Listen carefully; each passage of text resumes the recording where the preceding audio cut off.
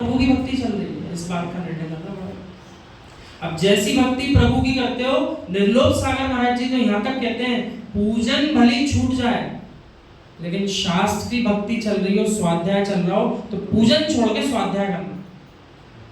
कौन कह रहा है? हम नहीं कह रहे, निर्लोभ सागर महाराज जी कह रहे हैं, उनसे मिलना। स्वाध्याय चल रहा हो तो स्वाध्याय करना। अब और आगे चलो, प्रभु की भक्ति छोड़ के स्वाध्याय कर रहा है, कोई बात नहीं, बहुत उसको तत्व निर्णय हो रहा है, बहुत अच्छी बात। अब तत्व निर्णय करेंगे, क्या करें? तो कह रहे हैं जो 5 परमेष्टि में से 3 परमेष्टि साक्षात विराजमान है, वे चलते फिरते समय सारे, उनकी भी तो भक्ति करो। किनकी भक्ति करो? जो देवशास्त्र गुरु में से आखिरी आते हैं गुरु, उनको सामने छोड़ दिया। बोले महाराज जी आप करो आपके प्रवचन, हमें क्या करना, आपका स्वाध्याय आप करो, आपकी ड्यूटी। ऐसा नहीं है, वे तो अपना कर्म कर ही रहे हैं जो उन्हें करना है प्रतिदिन।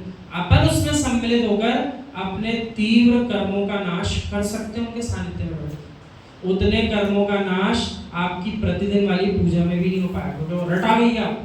लेकिन महाराज जी प्रतिपल प्रतिक्षण क्या बोलने वाले, क्या नया तत्व देने वाले, वो आपको नहीं पता है। क्या कोई अवधि ज्ञानी बना बढ़िया कैसे जान पाओ कि आज क्या सिखाने वाले हैं? इसलिए उनकी भक्ति करो। अब वे अपने 28 मूल गुणों का पालन कैसे करेंगे? इसके लिए उनकी चर्या कराओ। क्या कराओ? चर्या का पालन कराओ। उनकी चर्या जितनी विशुद्ध होगी उतनी उनके विशुद्ध परिणाम बनेंगे, और जितने विशुद्ध परिणाम बनेंगे उतना ही सारा माल अपन सबको देकर के जाएंगे। वे जितना सुंदर अध्ययन करते हैं उतना ही सुंदर अपन सबको बांट देते हैं, उसे बांटते ही। ज्ञानी एकमात्र ऐसी वस्तु है जो जितना बांटो उतनी बढ़ती है। आप लोग भी स्कूल में पढ़ते आए होंगे, हमने भी स्कूल में पढ़ी थी कि ज्ञान मात्र ऐसी वस्तु है जितना बांटो उतना बढ़ता है, कम नहीं होता। और बाकी कोई भी आप पदार्थ देख लो, अपने पास से दे दोगे आपके पास कम हो जाएगा, दूसरे के पास बढ़ जाएगा। लेकिन ज्ञान आपका बढ़ेगा जितना आप ज्ञान बांटोगे। तो क्या करें? देव शास्त्र गुरु तीनों की भक्ति करो, प्रभु के चरणों में जाओ। आज सवेरे तो शायद महाराज जी ने कुछ ऐसा प्रसंग भी दिया कि भैया आप तो ऐसी व्यवस्था बनाओ चतुर्मास में किसी के यहाँ भी शुद्ध भोजन बने, पड़गान ना हो जाए, ऐसा बताया। सुबह कौन कौन था कि ऐसा प्रसंग आया था कि नहीं आया?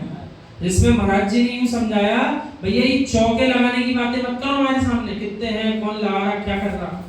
वे तो यूं कह रहे हैं अपने अपने घर में शुद्ध भोजन बनाओ और मात्र दाल रोटी बनाओ। ये आगम की व्यवस्था है, आप लोग को समझ में नहीं आती है बात। आपको प्रमाद आता क्यों है? हम उसका उत्तर दे रहे हैं।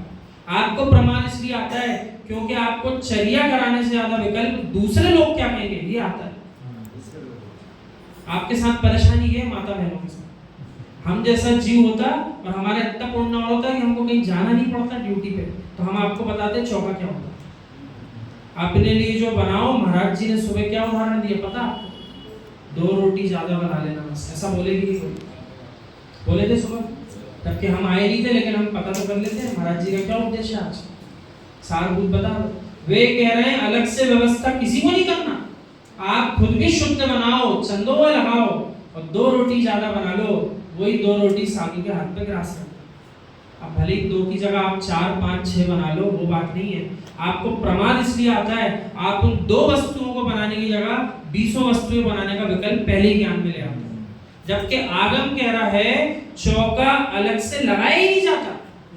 जो शुद्ध भोजन त्यागी व्रती हो चाहे सामान्य व्रत समग्रष्टि हो, जो शुद्ध भोजन खुद के लिए बनाता है उसी में से अपने हिस्से में से एक हिस्सा साधु के हाथ पे ग्रास करता है। आचार्य भगवान विश्व सागर महाराज जी ने कई ऐसे घरों में भी आचर्या करी जहाँ पर घर में 1 या 2 ही जीव है और गरीब स्थिति के जीव है, बहुत धनधान्य से संपन्न नहीं, लेकिन उनने जो 1 रोटी और पानी चला दिया उसमें वे चर्या करके आ गए। वीतरागी श्रमण बहुत प्रसन्न होते हैं, क्योंकि आगम के अनुसार 100% आगम के अनुसार यदि आपने चर्या उनकी ऐसी वाली करा दी कि ना उन्हें पता था कहाँ पड़गान होगा, ना आपको पता था कि मेरे घर पड़गान होगा, ये होती है सर्वश्रेष्ठ चर्या। इसी को कहते हैं उद्दिष्ट त्याग। क्या बोलते हैं? उद्दिष्ट त्याग। आपको ना तो निमंत्रण देने जाना है महाराज जी को, और ना महाराज जी को आपका निमंत्रण स्वीकार करना। जो निमंत्रण देगा वो भी अपात्र हो गया, और निमंत्रण देने वाले के यहाँ जाएंगे तो उनका धर्म भी नाश हो गया। तो चर्या कैसी होती है? शुद्ध भोजन अपने लिए तैयार करो, लेकिन थोड़ी अधिक मात्रा में करो। अतिथि संविभाग 12 व्रतों में से एक व्रत होता है दूसरी प्रतिमा, उसका नाम क्या है? अतिथि संविभाग। अतिथि का अर्थ तो आपको पता है, जिसके आने की तिथि ना पता हो। वो तो आजकल पंचम काल में व्यवस्था करना पड़ रही है आप लोगों को। आज हम चौका लगाएंगे, कल हम चौका लगाएंगे, तो बहुत बड़ा भार आ गया 2 दिन का, 1 दिन का 2 दिन का भार नहीं है। स्वयं शुद्ध बनाओ और उसी में अधिक मात्रा में बना लो, पड़गान हो जाए तो इससे अच्छी कोई बात नहीं। ऐसी व्यवस्था होनी चाहिए। और आजकल क्या हो गया, जितने महाराज जी हैं उतने घर में इंफॉर्मेशन देना पड़ती है, जबकि होना क्या चाहिए आगम के अनुसार? प्रत्येक घर में चौक पूरना चाहिए, प्रत्येक घर में पड़गान होना चाहिए, और जिस घर में वीतरागी श्रवण की विधि मिल जाए उस घर में जाके शुद्ध भोजन जो आपने अपने लिए बनाया उसमें से कुछ ग्रहण करके भी आ जाएंगे। यह है आगम की व्यवस्था। लेकिन उस शुद्ध आगम का अध्ययन ना करने के कारण, ना समझने के कारण सब घर के क्रियाकलापों में उलझे हुए।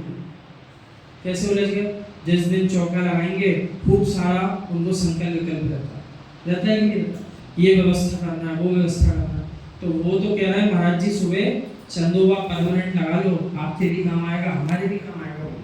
क्या करो? चंदोबा परमानेंट लगा लो, जो भोजन खुद के लिए बनाया उसी में से साधु को आहार करा दो। वे कहाँ कह रहे हैं कि आप 32 प्रकार की चीजें बनाओ? नहीं कहते हैं। आप स्वयं 32 प्रकार के संकल्प विकल्प करके खुद प्रमाद में जाते हो। इसलिए इस बात को थोड़ा सा समझो। आपका बहुत महान पुण्य का उदय है सब लोगों का, जो सुबह से सर्विस पे नहीं जाते, दिन में व्यापार करने नहीं जाता। आपका बहुत पुण्य का उदय है। जो लगाना चाहता हो उसका सहयोग करो, समय निकालो। समय निकलता नहीं है। जो कोई प्रयास कर रहा हो उसके प्रयास में भागीदार बनो। चलो भी हम आपके यहाँ भागीदार बनने आए हैं, आप भी हमारा सहयोग करना, हम आपका सहयोग करना। परस्पग्रहो जीवना।